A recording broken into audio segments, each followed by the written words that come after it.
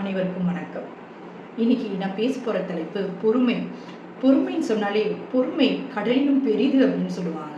அப்படி ஏன் சொல்கிறாங்கன்னா, நம்ம வாழ்க்கையில் நிறைய சூழ்நிலையில் பொறுமையாக இருக்கிறது நிச்சயமாக அவசியம். ஒரு அதிகமாக நம்மளுக்கு கோபப்படுறப்போ நம்ம பொறுமையாக இருந்துட்டோன்னா அந்த கோபம் குறைஞ்சிரும்னு சொல்லுவாங்க. வெற்றி இருக்கிறப்ப கூட அதிக மகிழ்ச்சி அடையக்கூடாதுன்னு சொல்லுவாங்க. கொஞ்சம் நம்ம அந்த டைமில் கூட பொறுமையாக இருக்கணும்னு சொல்லுவாங்க. இந்த மாதிரி தோல்விகளை கடந்து போவதற்கும் சில ஏமாற்றங்களை மறந்து போவதற்கும் பொறுமை நிச்சயம் அவசியம். நம்ம பொறுமையாக இருந்துட்டோன்னா கண்டிப்பாக நம்ம வாழ்க்கையில் வெற்றியும் மகிழ்ச்சியும் கண்டிப்பாக நம்மளுக்கு கிடைக்கும் என்பது உறுதி.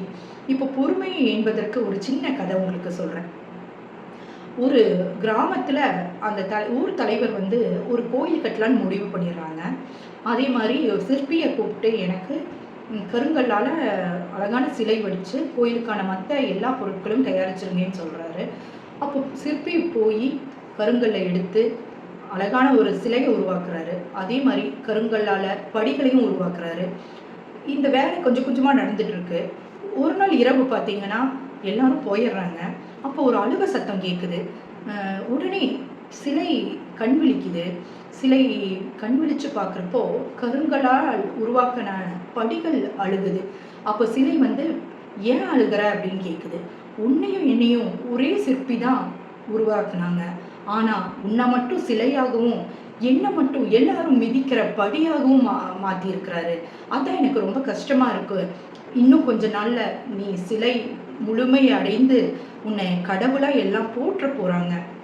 உனக்கு அபிஷேகமும் ஆராதனையும் மாலைகளும் பக்தர்களும் உன்னை கொண்டாட போகிறாங்க. ஆனால் என்ன நினச்சி பார்த்தியா, என்னை எல்லாரும் மிதிச்சுட்டு போக போகிறாங்க. நான் இன்னும் நிறைய பாரத்தை தாங்கணும். நீ மட்டும் இவ்வளோ பெரிய கடவுளாக போகிற, நான் மட்டும் இனி வாழ்க்கை பூரா கஷ்டத்தையே அனுபவிக்க போகிறேன் அப்படின்னு சொல்லி கருங்கல்லான படி அழுதுச்சாமா.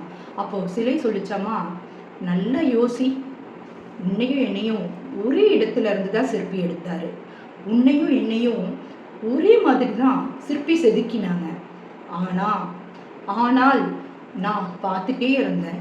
சிற்பி செதுக்கிறப்போ நீ அவருக்கு ஒத்துழைக்கவே இல்லை. உன்னால சிற்பி செதுக்கிறப்போ அந்த வலிகளை தாங்கிக்கவே முடியல. நீ அந்த வலிகளை பொறுமையாக தாங்கி இருந்தேனா கண்டிப்பா நீயும் என்ன மாதிரி சிலையாகி இருக்கலாம். உன்னால பொறுமையை கடைபிடிக்க முடியல. அதனால தான் இப்போ படிகளா மாறி இருக்கிற. ஆனா நான் பொறுமையா இருந்தேன். நிச்சயமா இந்த வலிகளும் துயரங்களும் நம்மளுக்கு ஏதோ ஒரு நல்லது பண்ண போகுதுன்னு உள்ள நம்பிக்கை எனக்கு இருந்துச்சு. அதனால சிற்பி என்னை செதுக்கிறப்போ நான் அமைதியா பொறுமையா இருந்தேன். என்னோட பொறுமையினால இப்போ நான் ஒரு அழகான சிலையா மாறி இருக்கிறேன். இன்னும் சில நாள்ல என்னை எல்லாரும் கொண்டாட போறாங்க அப்படின்னு சிலை சிரித்து கொண்டே சொன்னது. இதை கேட்டபடி கண்டிப்பா தன் தவறை உணர்ந்தது.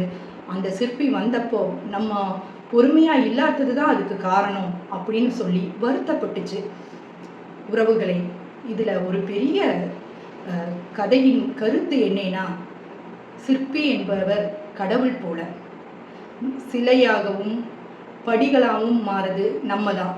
கடவுள் கஷ்டங்களையும் துயரத்தையும் தோல்விகளும் நம்மளுக்கு தரது நம்மளை ஒரு அழகான சிலையா வடிவமைக்க. அதனால கண்டிப்பா பொறுமையாக இதை எல்லாமே நம்ம எதிர்கொண்டால் கண்டிப்பாக நிச்சயமாக நம்ம வாழ்க்கை மகிழ்ச்சியாக ஆனந்தமாக இருக்கும். அதனால நம்பிக்கையோட தைரியமாக பொறுமையாக வாழ்க்கையில எந்த பிரச்சனை வந்தாலும் எந்த கஷ்டம் வந்தாலும் இது நம்மளுக்கு ஒரு நல்லது தரப்போ, கடவுள் ஏதோ ஒரு நல்லதுக்காக தான் இந்த சோதனைகளை நம்மளுக்கு தராங்கன்னு பொறுமையாக இருங்க. கண்டிப்பா மகிழ்ச்சியான வாழ்க்கை உங்களுக்கு நிச்சயமே அமையும். நன்றி, வணக்கம். அன்புடன் கவிதாஞ்சலி.